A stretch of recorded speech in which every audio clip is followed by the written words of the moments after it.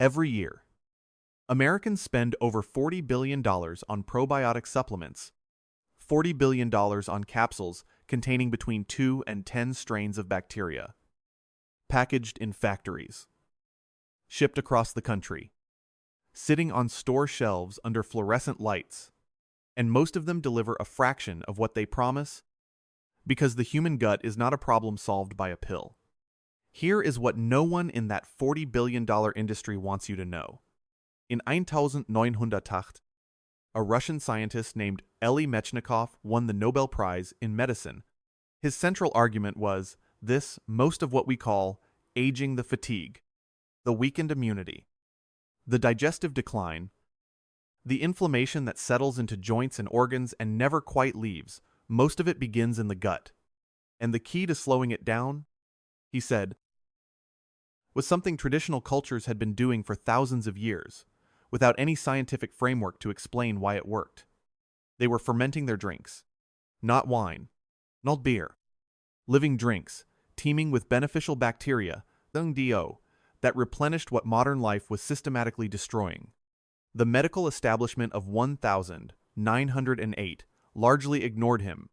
There were more profitable things to sell, and somewhere between that moment and today, 12 fermented drinks that traditional cultures around the world had used to rebuild digestion, reduce inflammation, and restore strength after illness, quietly disappeared from American kitchens and were replaced with processed beverages that do the opposite of everything those drinks were doing.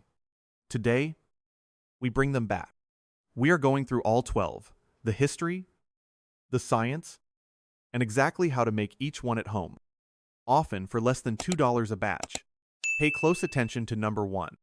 Most people have had access to the ingredients their entire lives and never understood what they were holding. And somewhere in the middle of this list, we are going to stop at the story of a woman in the 1960s who was told her condition was irreversible and the single fermented drink that quietly proved her doctors wrong. Stay with us for that one. Number 12. Fermented elderberry drink. Appalachian grandmothers fermented elderberries every fall without exception. Not as a health project, as winter preparation, the same preparation their mothers had made, and their mothers before them, carried forward because they had watched it work across enough winters and enough family illnesses to trust it completely. This was not folk medicine, as we condescendingly use that phrase today. This was field-tested, generation-validated knowledge. Elderberries appear in the traditional medicine of nearly every culture that grew in proximity to them. The ancient Egyptians used elderberry preparations to treat burns and improve complexion, recorded on medical papyri, dating to roughly 2000 BCE. Hippocrates called the elder tree his medicine chest. Indigenous North American tribes across multiple nations documented elderberry as a central remedy for fever, respiratory illness, and infection. That kind of convergence across continents, across centuries, across cultures that had no contact with one another, is itself a form of evidence. Modern research has examined elderberry compounds, called anthocyanins and flavonoids, with genuine scientific interest. Studies have found that certain elderberry preparations may interfere with the ability of viruses to bind to healthy cell receptors in laboratory conditions. A 2016 randomized controlled trial found that elderberry supplementation reduced the duration and severity of colds in air travelers. Researchers note these findings are promising and warrant continued clinical investigation. The direction of the evidence has been consistent enough to sustain serious scientific attention for decades. What fermentation specifically adds to elderberry is something the bottled syrups in health stores cannot replicate. The fermentation process breaks down the berry's cellular walls, releasing its active anthocyanin compounds in forms researchers suggest the body may absorb more readily than heat-processed preparations. The beneficial bacteria produced during fermentation simultaneously add gut-healing properties. A bottled elderberry syrup gives you one thing. This fermented preparation gives you two. One critical preparation note: never consume raw elderberries. They contain cyanogenic glycosides that cause significant nausea and digestive distress. Always cook or fully ferment them first. Both processes neutralize these compounds completely and actually amplify the beneficial ones. To make it simmer, 2 cups of fresh or dried elderberries in 4 cups of water for 20 minutes. Cool. Completely. Strain out the berries and reserve the liquid. Add 2 tablespoons of raw honey and 2 tablespoons of active water kefir liquid, or whey from kefir, as a starter culture. Pour into a clean glass jar. Cover with a cloth secured with a rubber band and leave at room temperature for 2 to 3 days until slightly tart and gently fizzy. Refrigerate. Drink 2 to 3 ounces daily through fall and winter. The flavor is dark, rich, and deeply fruited.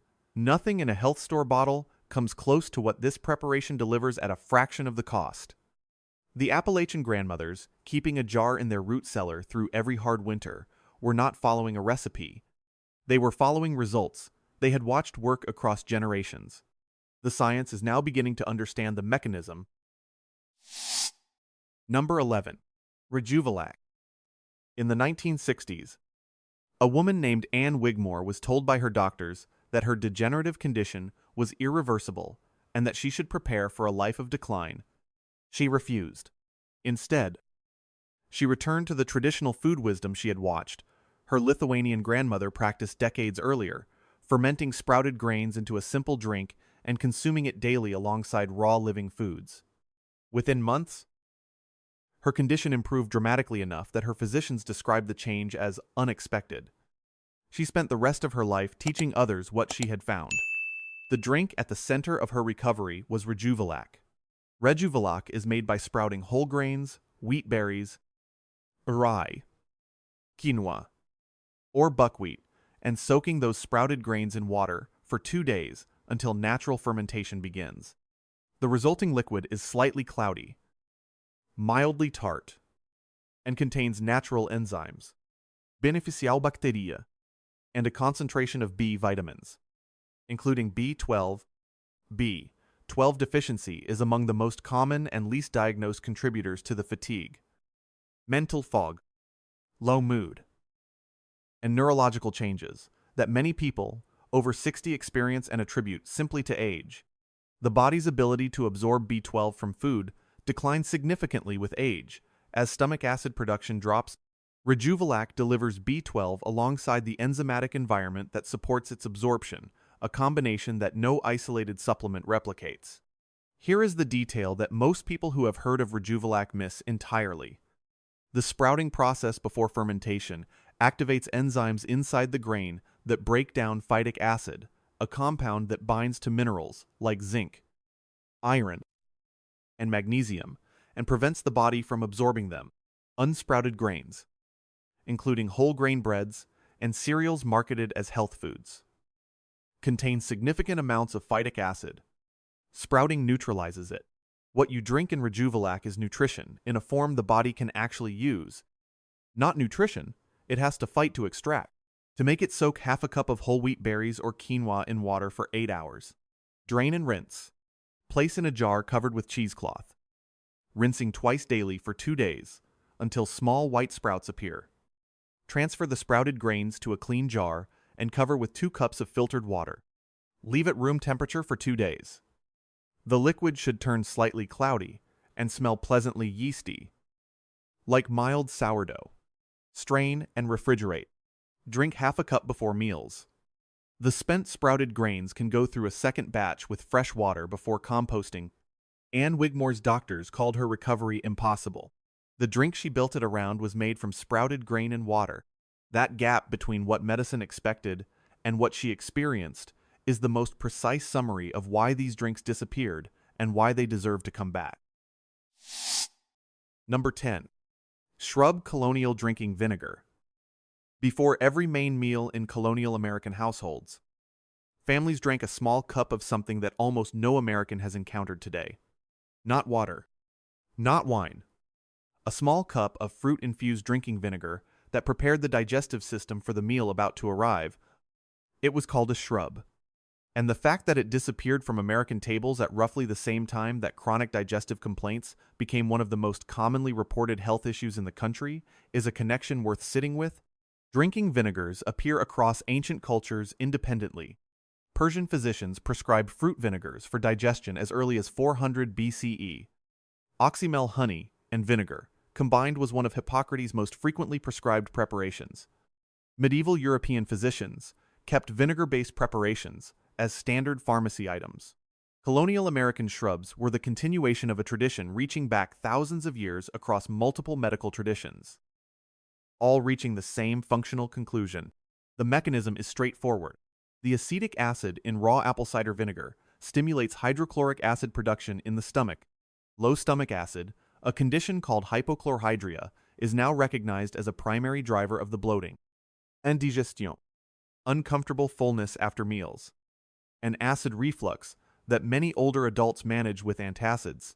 Here is the problem with that approach. Antacids reduce stomach acid further, which makes the underlying condition progressively worse over time, while treating only the symptom.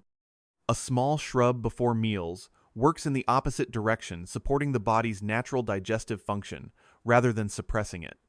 Research published in the journal Bioscience, Biotechnology, and Biochemistry found that acetic acid consumption improved glucose uptake in skeletal muscle, suggesting benefits beyond digestion alone.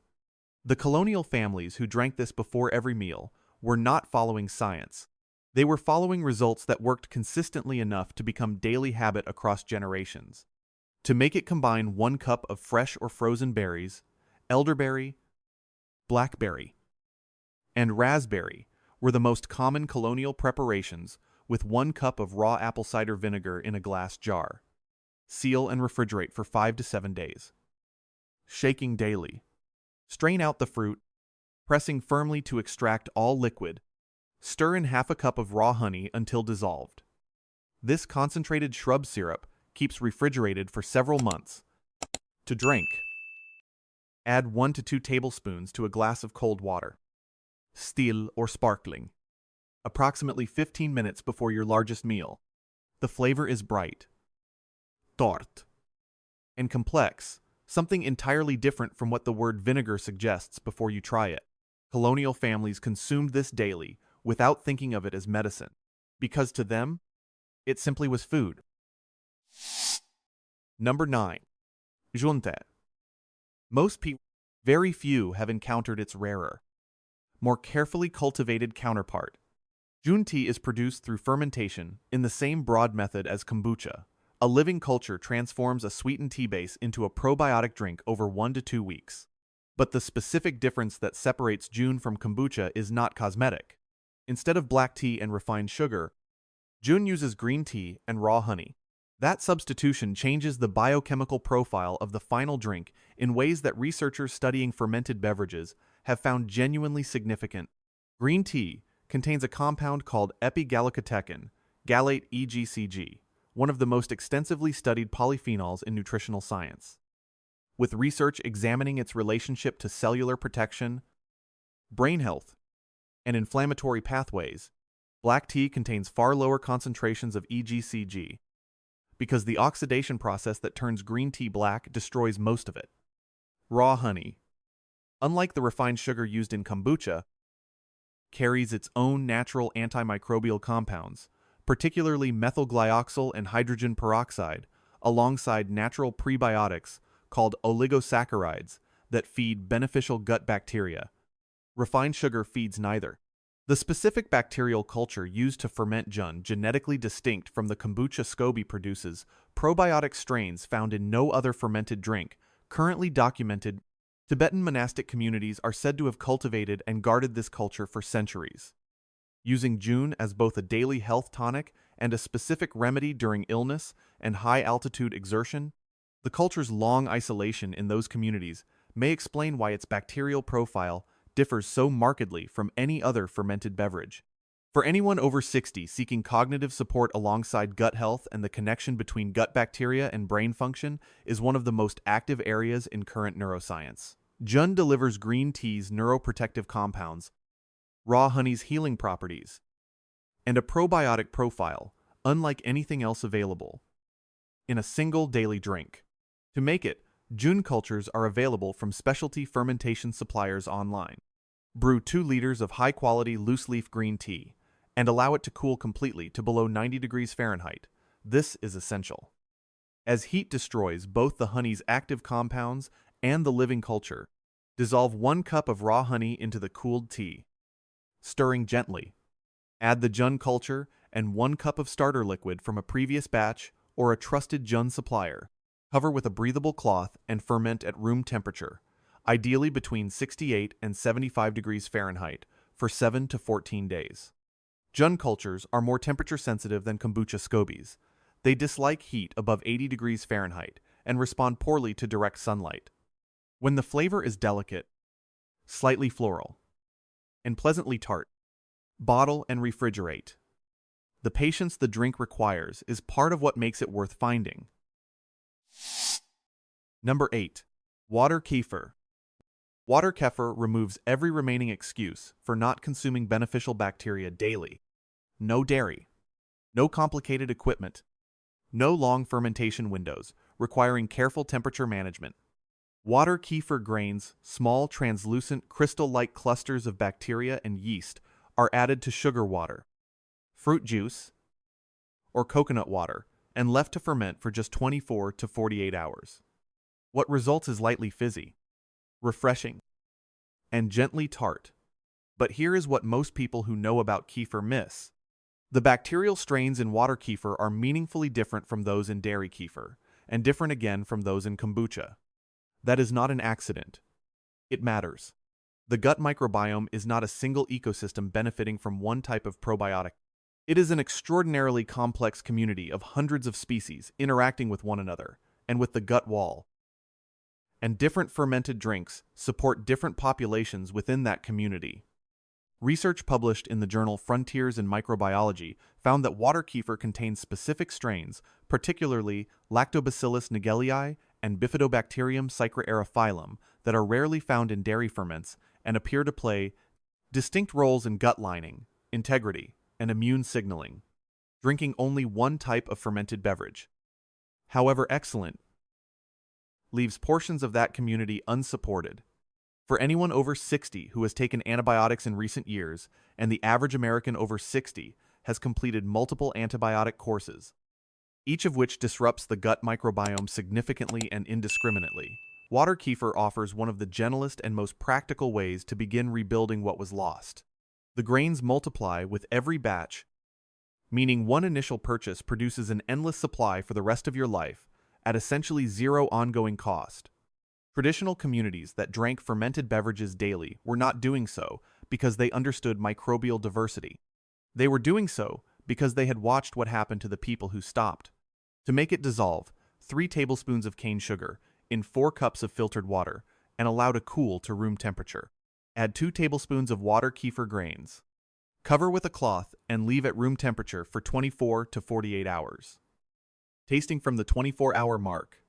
Strain out the grains and refrigerate the finished kefir. For a second fermentation that adds natural carbonation and fruit complexity, transfer the strained liquid to a sealed bottle with 2 to 3 tablespoons of fruit juice and leave sealed at room temperature for another 24 hours. Then refrigerate. The grains go directly into a new batch of sugar water, one batch every 2 days. Indefinitely. Number 7. Amazake. In Japan, there is a drink so nutritionally complete that traditional healers gave it a name, meaning roughly the drip of the gods.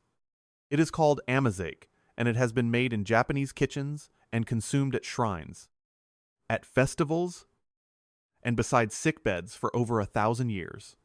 The Nara period medical text Ishinpo, compiled in 984 CE from much older Chinese and Japanese sources, references fermented rice preparations given to patients recovering from illness, too severe to eat solid food. Traditional Japanese physicians understood, through generations of careful observation, that amazake delivered nourishment in a form that a depleted body could absorb with minimal digestive effort.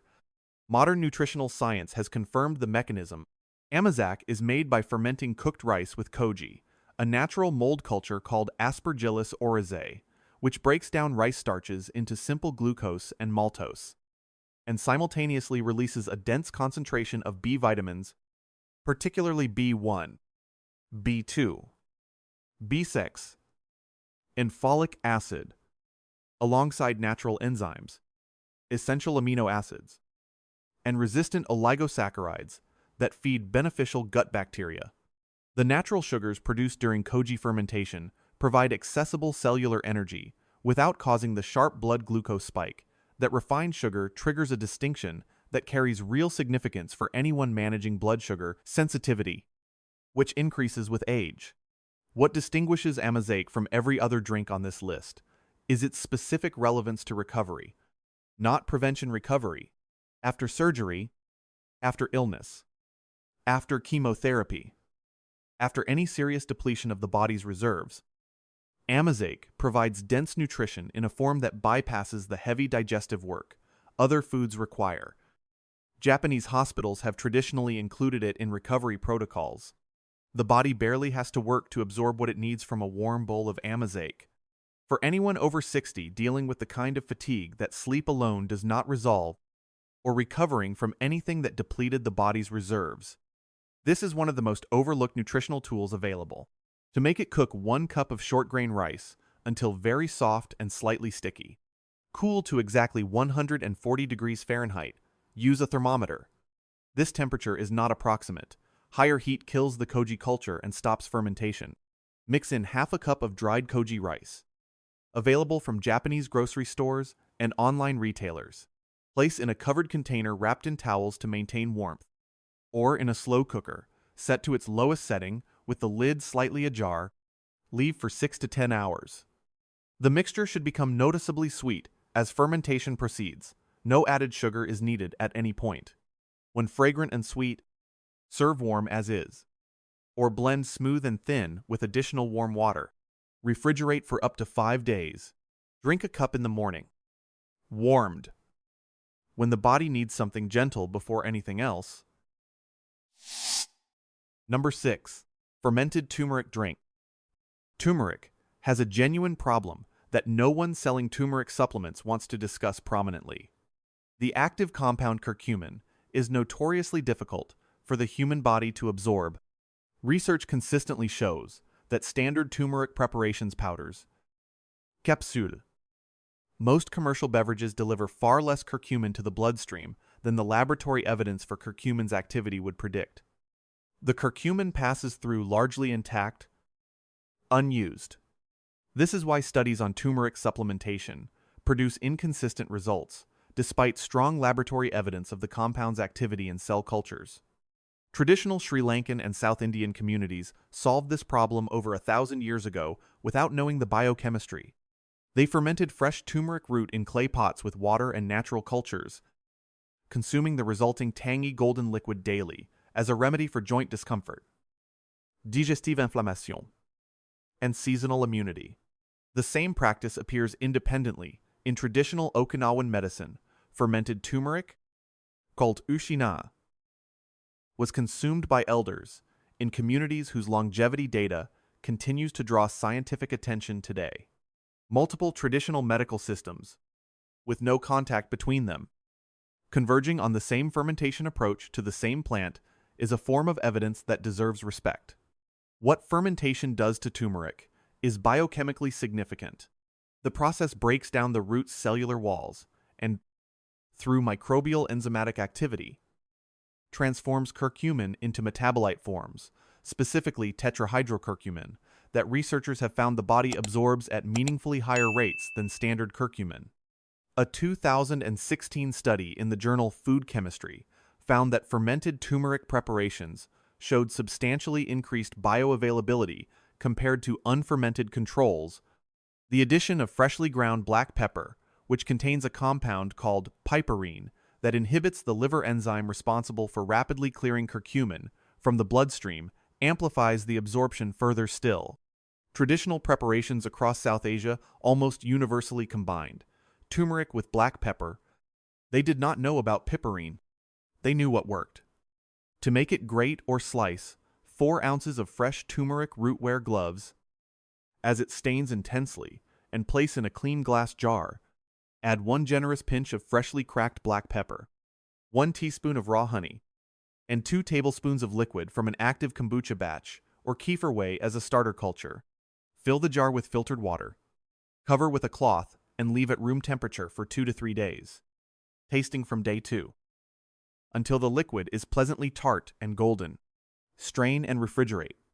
Drink 1 small glass daily. Ideally with a meal containing healthy fat curcumin. Like all fat-soluble compounds, absorbs more efficiently in the presence of dietary fat. A glass of this, alongside a meal with olive oil or avocado, delivers the compound in optimal conditions. The Sri Lankan healers who developed this preparation were not guessing. They were observing, refining, and passing forward what worked. The research is now explaining why it worked. Number 5. Traditional ginger beer.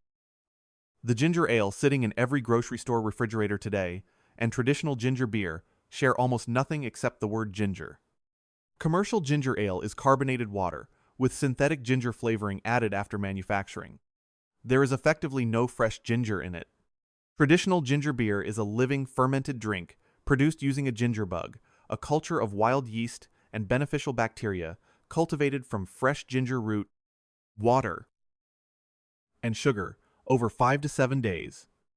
The fermentation produces natural carbonation alongside active probiotic cultures while preserving the full potency of ginger's pharmacologically active compounds. Those compounds, gingerols and fresh ginger, shogaols, formed when ginger is dried or fermented, have been the subject of serious clinical investigation. A 2015 meta-analysis of randomized controlled trials, published in Pain Medicine, found that ginger supplementation produced statistically significant reductions in muscle pain and soreness. A Cochrane review found evidence supporting ginger's effectiveness for nausea.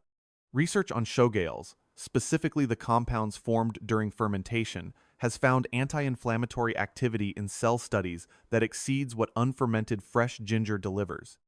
Because the fermentation process converts gingerols into the more potent shogaol form, the heat and filtration used in commercial manufacturing destroys most of what makes fresh ginger medically significant before it reaches you. Traditional ginger beer delivers the fermented, bioactive form in a living drink that costs pennies per glass. Traditional communities across the Caribbean, West Africa, and rural England and America brewed ginger beer continuously as both a daily tonic and a specific remedy for digestive upset, kefir, and circulation support for anyone over 60 dealing with joint stiffness, sluggish digestion, or the nausea that becomes more common as stomach acid production naturally declines with age. Traditional ginger beer addresses both the digestive environment and inflammatory pathways simultaneously. To make it start a ginger bug, by combining 1 teaspoon of grated fresh ginger, unpeeled, as the skin carries the wild yeast, with 1 teaspoon of sugar in a small jar of water, cover with a cloth. Feed daily with the same amounts for 5 to 7 days until the liquid bubbles actively within an hour of feeding. When the bug is live, mix 4 cups of water with 3 tablespoons of freshly pressed ginger juice, 3 tablespoons of sugar, and 2 tablespoons of lemon juice. Add 1/4 cup of active ginger bug liquid, bottle in flip-top bottles, and leave sealed at room temperature for 2 to 3 days until carbonated. Open cautiously. As pressure builds, refrigerate and open slowly over a sink. The ginger bug continues producing indefinitely with daily feeding. 1 culture. Unlimited ginger beer for life. Number 4. Kombucha. Your great-grandparents brewed kombucha on the kitchen counter without calling it anything in particular. They called it the health drink, the mushroom tea, the champagne of life. It acquired an exotic name and a brand identity only when it disappeared from home kitchens, reappeared in health food stores at $4 a bottle, and needed marketing language to justify the price. The drink itself is ancient and entirely ordinary. Kombucha appears in Chinese records as early as 221 BCE, where it was called the tea of immortality in the Qin dynasty. It spread to Russia and Eastern Europe through trade routes and was well documented in German natural medicine by the early 20th century. Dr. Rudolf Sklenar, a German physician practicing in the 1960s, used kombucha extensively in his clinical practice for metabolic support. drawing on a tradition of European folk medicine that had employed it continuously for several hundred years. That breadth of continuous use China through Central Asia into Europe, over 2,000 years, represents a body of observational evidence that laboratory science is still working to characterize at the molecular level. Kombucha starts as ordinary sweetened tea. A SCOBY, a symbiotic culture of bacteria and yeast, is placed into the tea and left to ferment for 1 to 4 weeks. During that process, the culture consumes the sugar and produces organic acids, including acetic acid and glucuronic acid. B. Vitamins and natural enzymes. The glucuronic acid connection is one that most people who drink kombucha have never heard. Glucuronic acid supports the liver's phase 2 detoxification process, the pathway by which the liver binds fat-soluble toxins to water-soluble carriers for excretion. Efficient liver detoxification means less fatigue, clearer skin, faster recovery from illness and medication, and better mental clarity. This is particularly relevant after 60, when liver efficiency naturally declines and the cumulative burden of decades of medication, processed food, and environmental exposure has had decades to accumulate.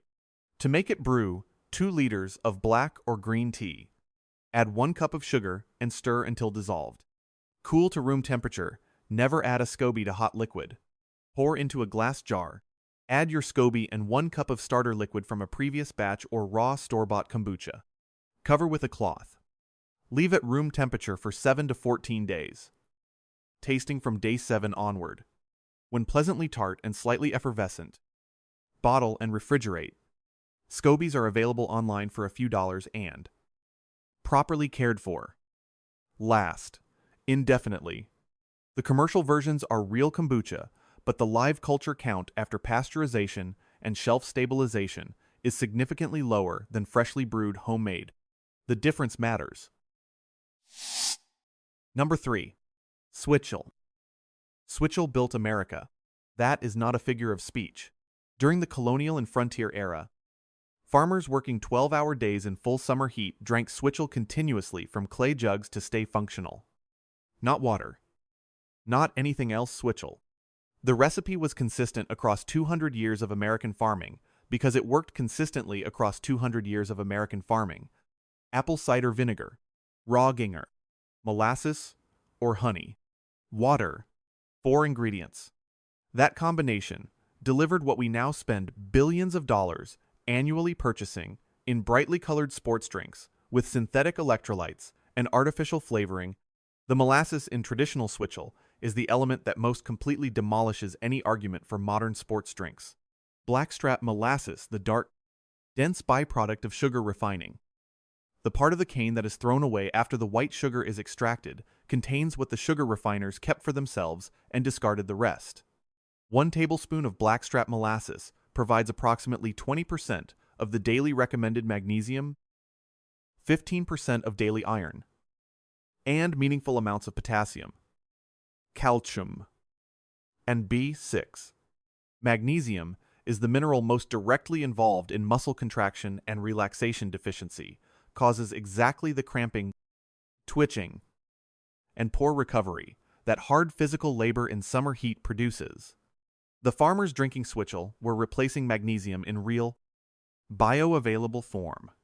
The synthetic electrolyte blends in commercial sports drinks use forms of these minerals that research suggests the body absorbs at lower rates than food source minerals.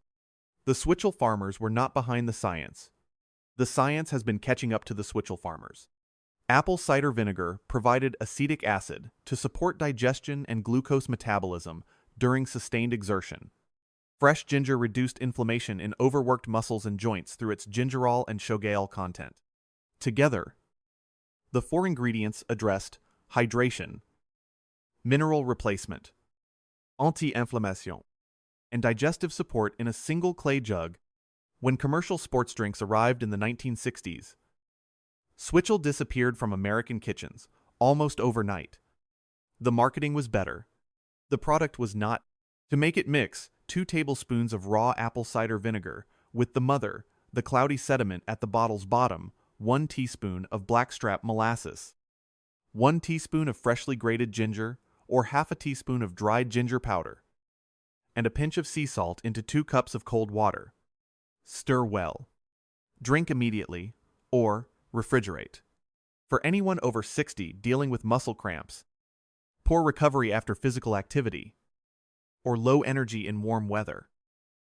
This is 90 seconds of preparation, delivering 2 centuries of proven results. The farmers who built this country on switchel were not doing anything complicated.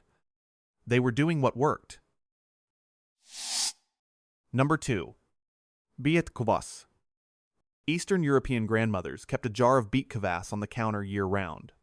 Not as a health project, as ordinary kitchen practice passed down through so many generations that nobody in the family could remember a time before it existed.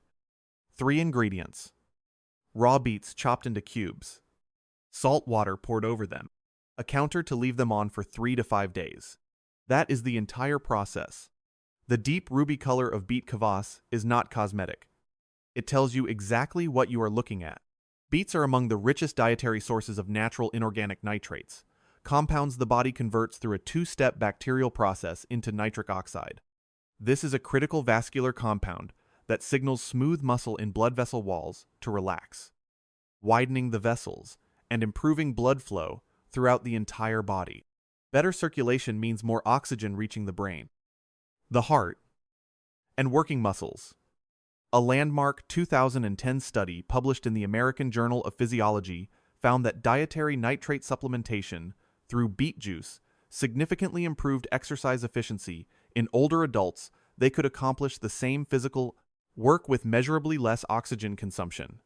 For anyone over 60 for whom physical exertion has become harder than it once was, this is a meaningful finding. Beets also contain compounds called betalains, the pigments responsible for that deep magenta color, betaine and isobetaine. The primary betalains in red beets have been studied in laboratory settings for their effects on inflammatory pathways and oxidative stress markers. With researchers finding results that sustain continued investigation, the fermentation process transforms all of this, adding beneficial lactobacillus bacteria to an already nutritionally dense vegetable, producing a probiotic drink alongside all of beet's inherent compounds simultaneously. Here is something almost never discussed about beet kvass.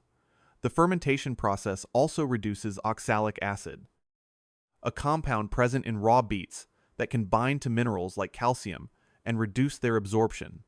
Fermented beet kvass delivers beets benefits with lower oxalic acid load than raw beet consumption, a distinction that matters particularly for anyone with kidney sensitivities or a history of calcium oxalate kidney stones. To make it, peel and chop 2 medium beets into 1-inch cubes, place in a clean quart jar, add 1 teaspoon of sea salt, not iodized table salt, which can inhibit beneficial fermentation bacteria. Fill with filtered water, leaving 1 inch of space at the top. Cover with a cloth. Leave on the counter for 3 to 5 days, pressing the beets below the waterline once daily. When the liquid is deep, ruby red, and slightly tart, strain and refrigerate. Drink 1 small glass, 2 to 3 ounces, before meals. The spent beets can go through a second fermentation round with fresh salt water before composting. Cost per batch under $2. Number 1. Kefir. The mountain communities of the Caucasus region guarded their kefir grains so jealously for centuries that sharing them with outsiders was considered a serious offense against the community. This was not superstition, and it was not exaggeration. There are documented accounts in 19th century Russian medical literature of communities refusing to trade kefir grains even when offered significant payment. The Ossetic and Karachay peoples of the North Caucasus passed grains through families as inheritance, treating them with the same seriousness they applied to land. They understood through generations of careful observation that what they had was worth protecting. What Mechnikov found when he studied these populations in the early 1900s was striking. The people of the Caucasus Highlands, who consumed fermented dairy daily and kefir, was the central pillar of that practice, showed consistently lower rates of the degenerative conditions that were already becoming epidemic in industrializing Europe, lower rates of digestive disease, lower rates of the inflammatory conditions that characterized early aging, better physical function in later decades than comparable European populations of the same age. He did not have the laboratory tools to explain the mechanism, he had the population data, and he trusted what it showed. The Nobel Committee trusted it too. Kefir is made by adding live kefir grains, small, cauliflower-shaped clusters of beneficial bacteria and yeast bound together in a polysaccharide matrix, called kefirin, to fresh whole milk and leaving it to ferment for 24 hours. What results is a tangy, drinkable liquid that researchers have found contains up to 61 distinct strains of beneficial bacteria and yeast. Most probiotic supplements sold in health stores contain between 2 and 10 strains. 1 cup of traditionally made kefir contains up to 61. A Stanford University study, published in Cell in 2021, one of the most significant human gut microbiome studies, published in recent years, found that people who consumed fermented foods like kefir daily showed measurable reductions in 19 different markers of systemic inflammation in the blood within 10 weeks. Not one marker. Ninatan, for anyone over 60 dealing with joint discomfort, digestive irregularity, or the general sense that recovery from anything takes longer than it used to. Those numbers deserve serious attention. Kefirin, the polysaccharide matrix that holds the grains together, is a compound that is almost impossible to obtain from any other source. Research published in the journal Carbohydrate Polymers has found that kefirin itself demonstrates prebiotic properties, feeding the most beneficial bacteria in the gut while simultaneously showing antimicrobial activity against specific pathogenic species. The grain is not just a delivery mechanism for the fermented milk. It is itself a bioactive compound. This is why traditional communities guarded the grains specifically, not just the drink they produced.